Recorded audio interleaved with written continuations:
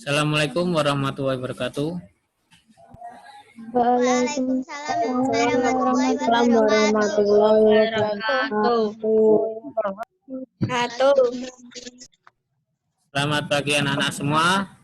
Semoga anak-anak semua senantiasa diberi kesehatan ya, walaupun masih sampai bulan September ini ya. Kalian masih belajar dari rumah ya. Tidak apa-apa. Yang penting kalian tetap mengikuti pembelajaran ya. Apa yang penting nanti silakan kalian catat ya. Tidak perlu semuanya, ambil yang penting-penting saja. Itu. Walaupun ya minggu ini masih PTS ya, kita tetap pembelajaran. Soalnya nanti kalau kita berhenti nanti malah ketinggalan materinya. Oke.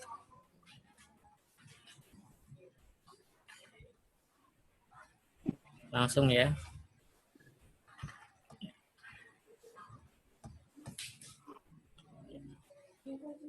Sebelum pembelajaran dimulai, kita berdoa dulu. Doa menurut agama dan kepercayaan masing-masing. Mulai.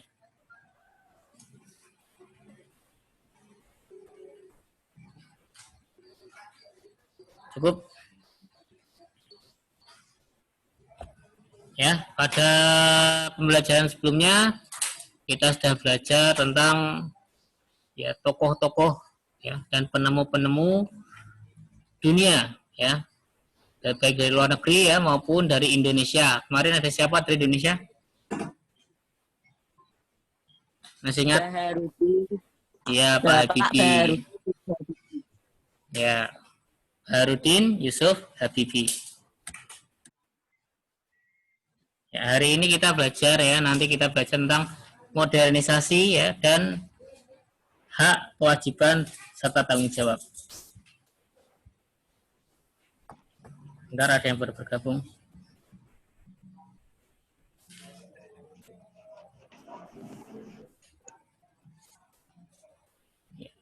Modernisasi adalah suatu proses perubahan atau transformasi dari keadaan tradisional ya menuju ke masyarakat yang lebih maju atau modern. Salah satunya ditandai dengan perkembangan iptek atau ilmu pengetahuan dan teknologi. Kemarin contohnya ya, dengan adanya energi listrik ya, dikembangkan pula yang namanya lampu. Ya, lampu. Masih ingat ya penemu listrik siapa? Ayo. Thomas Alva Edison. Penemu listrik, bukan penemu lampu. Michael Faraday. Ya, Michael Faraday ya. Sebelum adanya listrik ya, atau sebelum adanya lampu tadi ya, penemunya tadi siapa? Thomas Alva Edison ya. Kehidupan di malam hari sangat gelap ya, tidak seperti di masa sekarang ini ya. Ada sebuah bacaan yang berjudul Terang yang Membawa Kemudahan. Kehidupan masyarakat dunia berubah dengan ditemukannya lampu pijar. Dahulu sebagian besar kegiatan terpaksa berhenti setelah matahari terbenam. Kenapa? Karena sangat gelap ya. Penerangan di malam hari memang mungkin dilakukan dengan yang namanya cahaya api atau sejenis lampu tempel berbahan bakar minyak, sentir kalau kamu tidak tahu ya. Sentir ya. Sama obor zaman dulu. Namun demikian jenis penerangan ini tidak praktis dalam penggunaannya. Guna lampu pijar memberikan kemudahan bagi masyarakat dunia untuk memperluas cakupan kegiatannya. Dulu minimnya penerangan di jalan membuat kegiatan harus berakhir ketika malam hari ya, demi kenyamanan dan keselamatan pengguna jalan. Ini di kota-kota besar, ya, khususnya kegiatan di jalan raya terus berlangsung sepanjang hari. Pengiriman barang ke berbagai kota dapat dilakukan sepanjang hari. Toko-toko buka hingga larut malam, sehingga para pekerja masih dapat berbelanja aneka kebutuhan setelah pulang bekerja. Anak-anak dimungkinkan dapat belajar dan mengerjakan tugas dengan maksimal di malam hari. Tak ada alasan bahwa gelap menghalangi kegiatan membaca buku sebelum beristirahat demi menambah wawasan ya.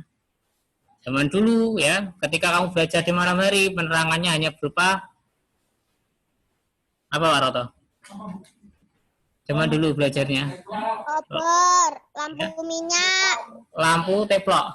Lampu teplok ya itu. Yang menangi dulu zamannya dulu itu Pak Roto misalnya. Pak Fauzin ya.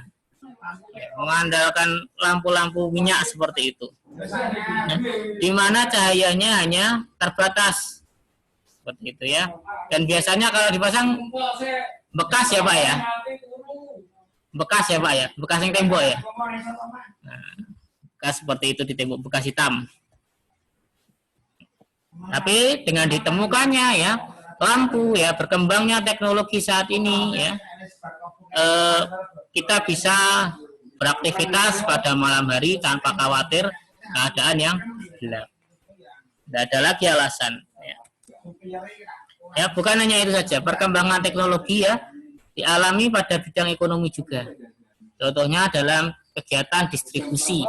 Ya, mungkin di kelas 5 kamu sudah belajar kegiatan ekonomi ya, ada produksi, distribusi, dan konsumsi.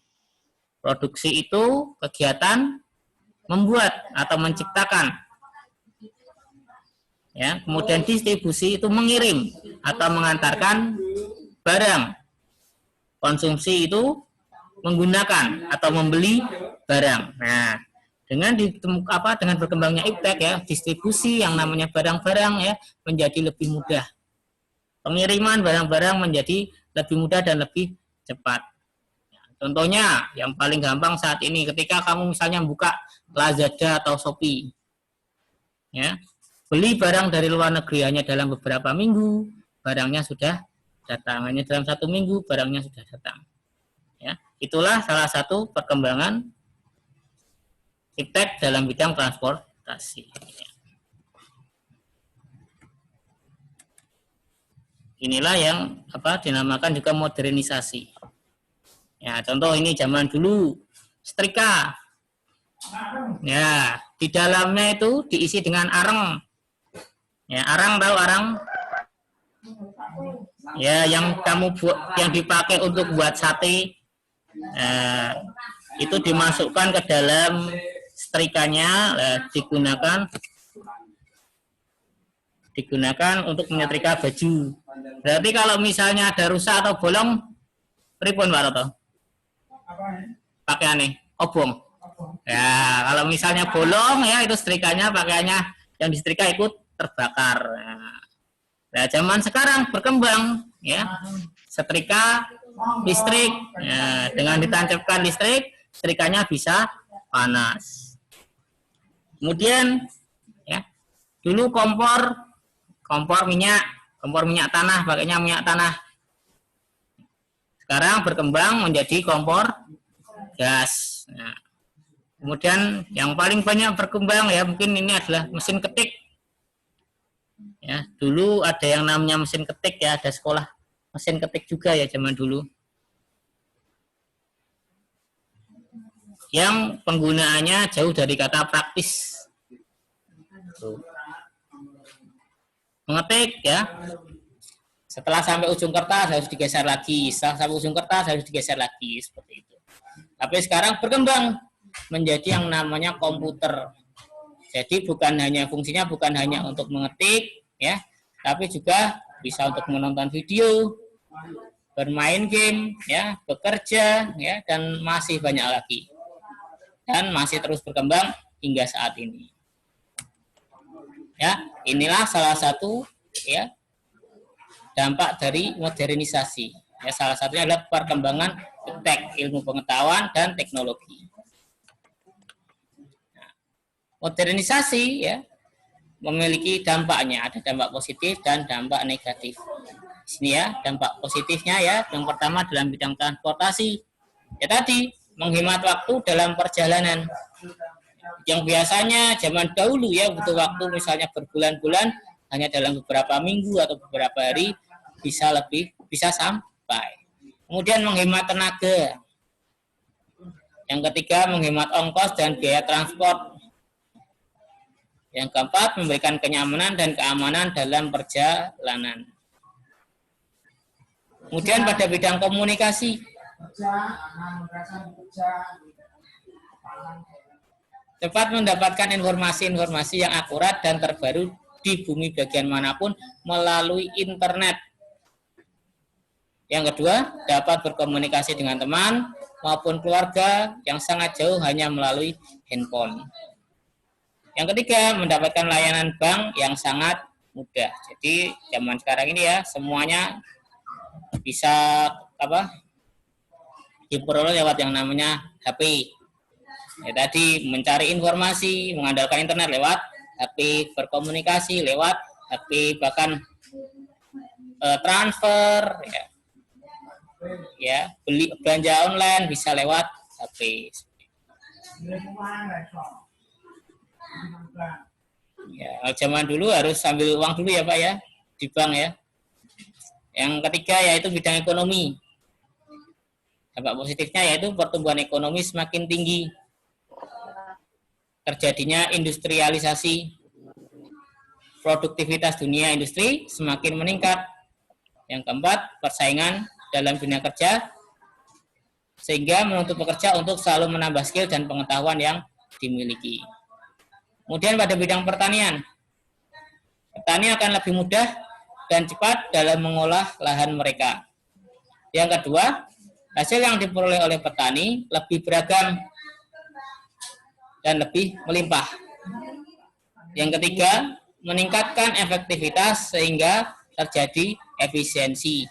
Ya, dahulu membajak sawah menggunakan alat bajak itu ditarik yang namanya kerbau. Ya, sekarang sudah ada mesin ya yang membantu kerja petani. Kemudian ada juga alat yang untuk panen semakin canggih. Dalam zaman dulu ya panen ya manual. Kemudian yang berikutnya dalam bidang pendidikan yang kita rasakan saat ini, yaitu munculnya media-media elektronik sebagai sumber belajar. TV itu juga termasuk yang namanya media elektronik, ya, internet, komputer dan lain sebagainya. Pemenuhan kebutuhan sekolah dapat dipenuhi dengan cepat, seperti pengadaan soal ujian dengan adanya mesin fotokopi. Buat satu ya digandakan sampai 80 sampai 100 ya, lebih mudah. Kemudian sistem pembelajaran tidak harus melalui tatap muka, tetapi bisa melalui internet. Ya, seperti yang kita lakukan saat ini, kita tidak pembelajaran tatap muka secara langsung, tapi melalui online. Ya, ini. Kemudian yang keempat, adanya pengolahan data hasil penilaian yang menggunakan pemanfaatan teknologi. Contohnya rapotmu sekarang ini ya, dibuat juga dengan yang namanya komputer, ya, dengan yang namanya aplikasi. Ya, nanti keluar nilaimu A, B, C, nilaimu sekian, sekian, sekian.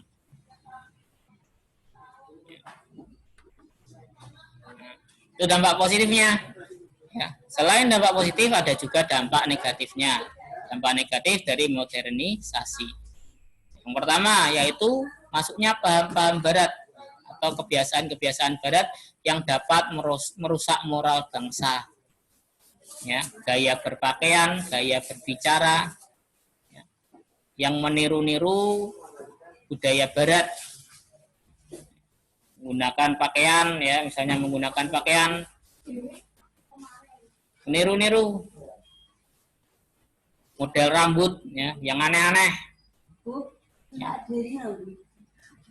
Yang berikutnya yaitu lunturnya jiwa nasionalisme. Ya, nasionalisme atau cinta tanah air. Lebih tertarik atau lebih suka misalnya ya menggunakan produk dari luar negeri, ya, menggunakan barang-barang impor seperti itu. Kemudian melunturkan semangat cinta akan bangsa dan budaya sendiri. Ya.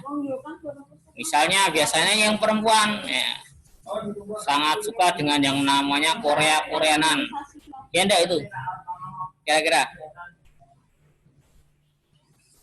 pilih mana, nonton wayang apa nonton K-pop? Wayang, Pak. Nah, Wayang, Pak. Dua-duanya, Pak. ya. Wayang. Kalau kamu cinta budayamu ya harusnya ya milih nonton wayang. Yang sekarang ini sudah mulai langka. Ya, jarang sekali ada penampilan atau pentas wayang. Ya, Karamat bahkan hampir jarang sekali melihat. Dulu sering di RRI. Gaya hidup yang bersifat konsumtif, mencari segala sesuatu yang instan. Konsumtif itu berarti banyak menggunakan, ya, banyak memakai daripada membuat. Kemudian nilai dan norma sosial yang mulai memudar, kebiasaan-kebiasaan yang baik, ya, norma-norma yang baik mulai hilang. Ya, kebiasaan-kebiasaan yang baik, contohnya, ya, ngomong karo bapak ibu guru orang ngerti basa. Ya. Ngomong ya minimal pakai bahasa Indonesia. Kalau kamu tidak bisa pakai bahasa Jawa. Tuh ya. Bedakan ya berbicara dengan temanmu dengan orang yang lebih tua. Yang berikutnya kriminalitas. Ya, kriminalitas meningkat. Dampak negatifnya ini ya. Karena tadi ya kebiasaan yang konsumtif, memamerkan barang ya, itu juga bisa meningkatkan kriminalitas. Kemudian individualisme yang makin tinggi. Individualisme pribadi, tidak peduli dengan orang lain, terpaku dengan yang namanya HP sendiri toh. Ada ya yang seperti itu. Tidak mau berkumpul dengan tetangganya, lebih milih main HP, tidak mau bermain dengan temannya, tidak mau bersosialisasi dengan temannya. Ya, seperti itu. Itu dampak negatifnya. Ya, itu tentang modernisasi. Yang berikutnya tentang hak, kewajiban, dan tanggung jawab. Hak ya adalah segala sesuatu yang harus didapatkan oleh setiap orang yang telah ada sejak lahir bahkan sebelum lahir. Ya, hak kita di sini bicara hak dulu sebagai warga negara. Ya, hak yang paling dasar yaitu mendapat perlindungan hukum, hak hidup, ya, mendapat pekerjaan dan penghidupan yang layak, menikmati lingkungan yang bersih, hidup tenang dan damai, bebas memilih, memeluk dan menjalankan agama. Tidak boleh yang namanya agama ini dipaksakan. Kamu harus ikut ini, ya, tidak boleh seperti itu ya. Kemudian berpendapat dan berorganisasi, ini juga hak kamu. Yang berhak kamu peroleh, yang bisa kamu peroleh. Dan yang berikutnya kewajiban. Berarti sesuatu yang harus dilakukan dengan penuh rasa tanggung jawab. Bentuknya ya, bentuk kewajiban warga masyarakat atau warga negara, yaitu ikut serta dalam upaya membela negara. Jadi yang membela negara itu bukan hanya TNI, bukan hanya polisi ya, kamu pun juga harus ikut serta dalam upaya membela negara. Kemudian membayar pajak. Ya, sebagai warga negara yang baik ya, kamu harus membayar pajak. Ayo, mic-nya minta tolong ya, yang belum dimatikan dimatikan dulu.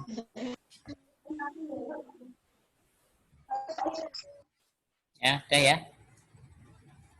Kemudian mematuhi aturan atau norma yang berlaku dalam masyarakat. Menjaga ketenangan dan ketertiban lingkungan masyarakat. Mengikuti kegiatan yang ada di lingkungan RT, RW atau desa. Misalnya kerja bakti, gotong royong dan musyawarah. Kemudian menghormati tetangga di lingkungan tempat tinggal. Dan yang terakhir bisa membantu tetangga yang terkena musibah. Ya, itu. Tugasmu ya, tugas untuk hari ini. Maaf. Ya, tugas untuk hari ini nanti kalian silakan tulis di buku catatan. Tuliskan hak dan kewajiban kamu. Yang pertama di rumah. Ya. Tuliskan 3. Ya, kemudian tuliskan hak dan kewajibanmu di sekolah. Ya, tuliskan 3 saja masing-masing 3 di buku catatan. Ya, catatannya yang belum lengkap silakan nanti dilengkapi. Ya, sudah para mat kirim di grup.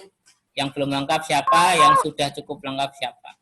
Ya, yang sudah lengkap dipertahankan ya. Yang belum ya ditambahi. Ya Pak Dery ya. Ya. Yang belum mengumpulkan tugas olahraga, yang belum punya nilai olahraga, ya tolong tugas olahraga itu jangan ditunda-tunda. Ya. Ada ya tugas sudah sejak kapan, baru ngirim tadi malam. Itu kan ada toh? Enggak, tolong ya, besok lagi tugas jangan ditunda-tunda. Cukup, ada yang mau bertanya? Ada. Insya Allah mudeng. Jawab, ye. Biasa.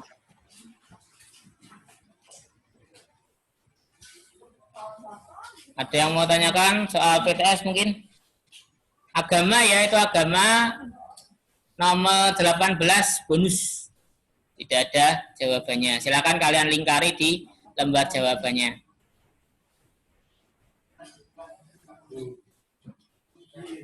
Ya, cukup. Kalau tidak ada yang bertanya, Pak Rahmat belum salam. Ya, kalau tidak ada yang bertanya, diakhiri ya, cukup ya. Terima kasih. Wassalamualaikum warahmatullahi wabarakatuh. Waalaikumsalam warahmatullahi wabarakatuh. Warahmatullahi wabarakatuh. Dadah Pak, makasih pelajarannya. Enggak usah alay. Is. Udah mati.